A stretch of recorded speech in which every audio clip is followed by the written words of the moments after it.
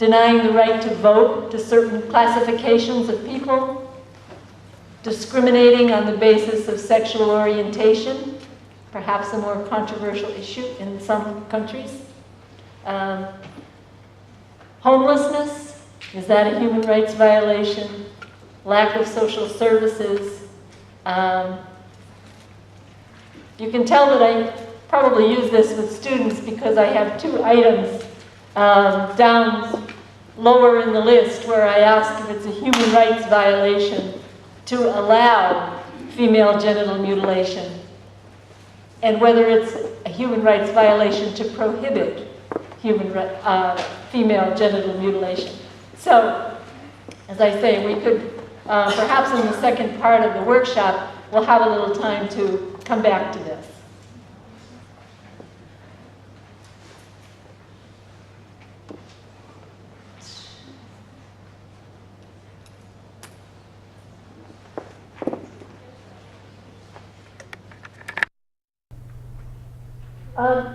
What's the connection between social work and human rights? In 1988, the International Federation of Social Workers published a policy statement in which they said social work has, since its inception, been a human rights profession. Again, a great statement to debate and take apart.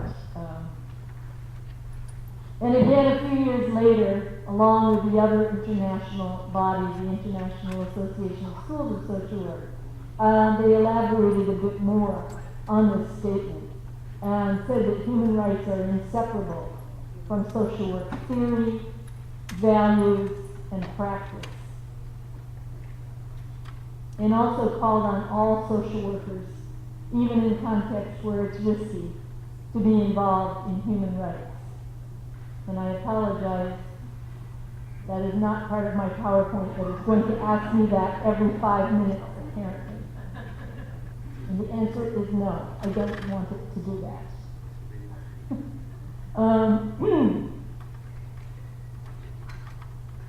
I think human rights as a concept is very helpful. It certainly is highly compatible with basic concepts of social work, especially in its emphasis on human dignity.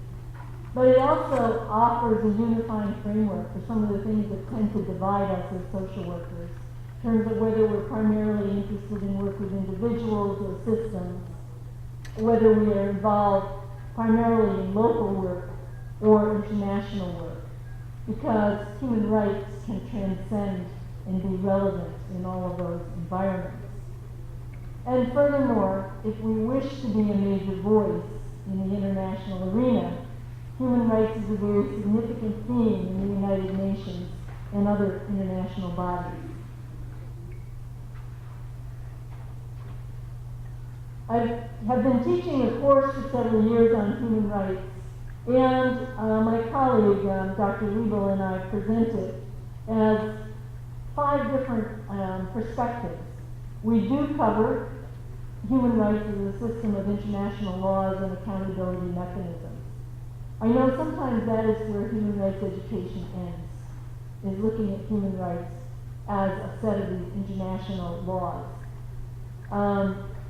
We also talk a lot about how these are really a set of standards that have been agreed to globally. You can contest that a little later if you wish.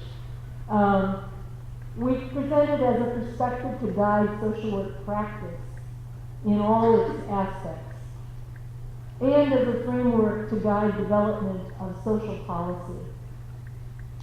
And finally, we find human rights to be highly compatible with the social work ethical code, and therefore it can be used as a companion framework for ethical decision making. Leslie and I have both been very involved in the International Association of Schools of Social Work. And beginning in the year 2000, every major document that has been agreed to by the professional associations has put considerable emphasis on human rights, underscoring this idea of human rights as being core to the profession. The global definition of social work, by the way, is under review, and new versions of it are about to be adopted. And I don't actually have that with me. I don't know, Let me if you have the newer version of the social work definition. No, I have it. I have it on the list, but not quite there. The one we've been operating under since 2000, again, has the idea of principles of human rights being fundamental to the profession. Again, in 2004, we revised principles of ethics. Human rights is emphasized, and specific treaties are actually identified, and I think I have a slide later identifying those treaties. And the most important newer document is one that was adopted, launched at the United Nations a little more than a year ago, the Global Agenda for Social Work and Social Development, agreed to this time by 3 organizations, the IASSW, the IFSW, and the International Council on Social Welfare. This is a 4-year plan for global and local action around 4 priority areas: promoting social and economic equality, promoting the dignity and worth of peoples, working toward environmental sustainability, and strengthening the recognition of the importance of human relationships. Human rights is specifically identified as an action item under the second of those, promoting the dignity and worth of peoples, although it is highly relevant to the other 3 action areas. And you see here in the global agenda under promoting dignity and worth, they're working toward universal implementation of the Human Rights Conventions is the first listed item.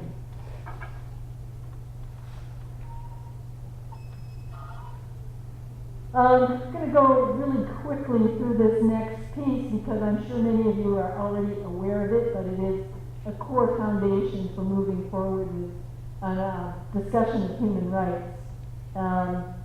Lynn told me that in her hotel room she picked up the local telephone book, and it has right on the front celebrating 65 years of human rights. So Korsou is obviously very cognizant of human rights and of this very document, the UDHR, adopted in 1948. And the Universal Declaration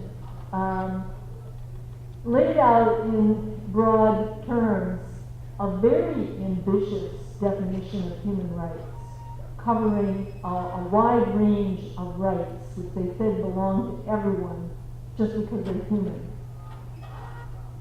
This broad set of rights was then turned into what is called international law in 2 covenants adopted in the mid-1960s. The Covenant on Civil and Political Rights and the Covenant on Economic, Social, and Cultural Rights.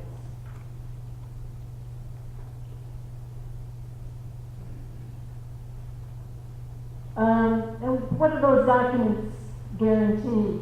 The civil and political rights documents are a broad range of human rights that states are to protect, to prevent from interference, with everything such as freedom from torture, freedom of assembly, freedom of speech, freedom of religion. Perhaps social workers are particularly interested in the second covenant, which covers social and economic and cultural rights, with such things as guaranteeing a right to food, water, education, health, work, social security, family, and participation in the life of the community.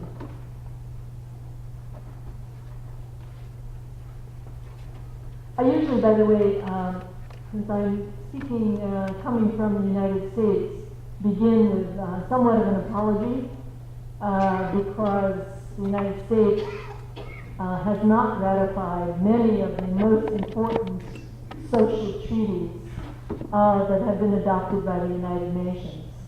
So it is really unfortunate. We have a lot to do in terms of that global agenda item about working for universal acceptance and implementation. That said, if we have time later in the discussion, I can tell you that there are both social movements for ratification, but perhaps in a way more interestingly, movements to implement the treaties even if they're not officially ratified in many localities. There's a movement in my own state to get the Convention on the Rights of the Child recognized as a standard for child welfare policy in the state, even though the U.S. has not ratified that treaty. A number of the core concepts that are embedded in these covenants are that human rights are inalienable, and they are indivisible and interdependent. And I think social workers really understand that, perhaps better than many others, in that these rights, you can't put them in a hierarchy and say that the right to free speech is more important than the right to food, or that the right to food is more important than the right to free speech, because we perhaps can rather easily say that the right to things like free speech doesn't mean much if you're going to starve to death. But on the other hand, we see all over the world peoples who are not willing to have their other rights suppressed, even if they are well fed. So this principle of indivisibility is there at the level of, at the conceptual level, but rarely at the practical level.